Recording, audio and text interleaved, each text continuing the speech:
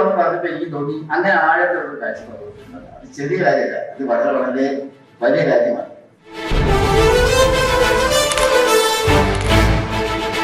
NEET JEE integrated ആയ പരിശീലനങ്ങൾക്കാണ് ഇനി WIC campus ഇനി സംവിധാനം ഒരുക്കുന്നത്.